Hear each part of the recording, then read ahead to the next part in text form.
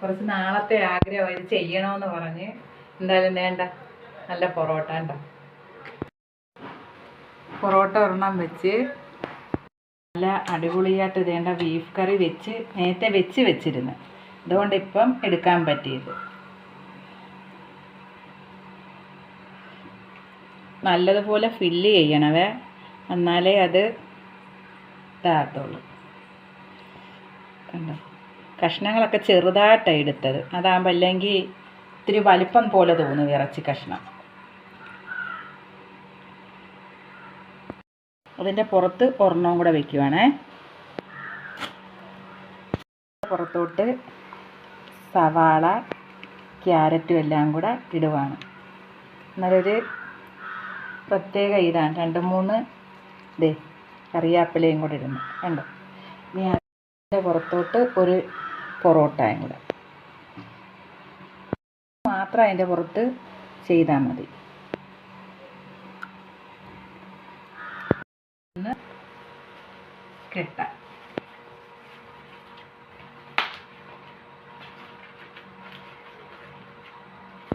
കിഴി കെട്ടിക്കഴിഞ്ഞിട്ട് നമുക്കിനി കാണാം.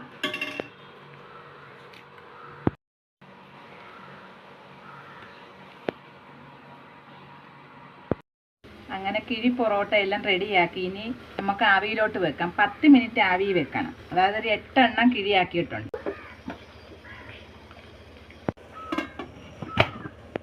കോഴിയുടെ ഇച്ചിരി കഴുത്തുണ്ടായിരുന്നു, അത് വറുത്തെടുക്കുകയാണ്.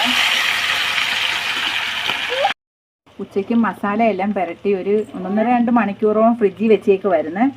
ഇപ്പോഴാണ് എടുത്തത്. അപ്പോൾ ഒന്നും കൂടെ ടേസ്റ്റ് കൂടും.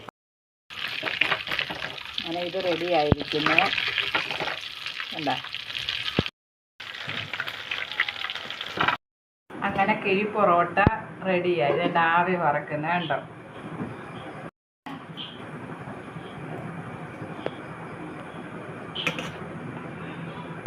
അങ്ങനെ അരിക്കാൻ പോവാണ്.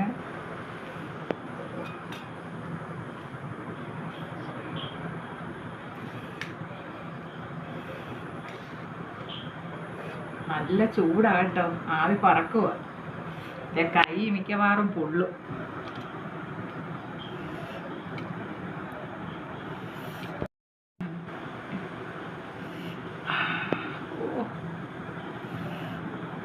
കണ്ടോ, എന്തോ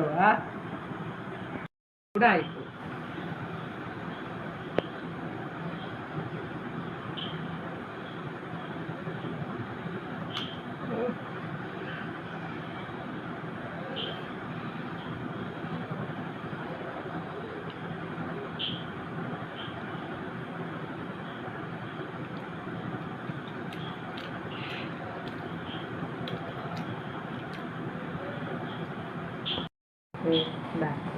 നോക്കട്ടെ അതിൻ്റെ ടേസ്റ്റ് എങ്ങനെയുണ്ട്.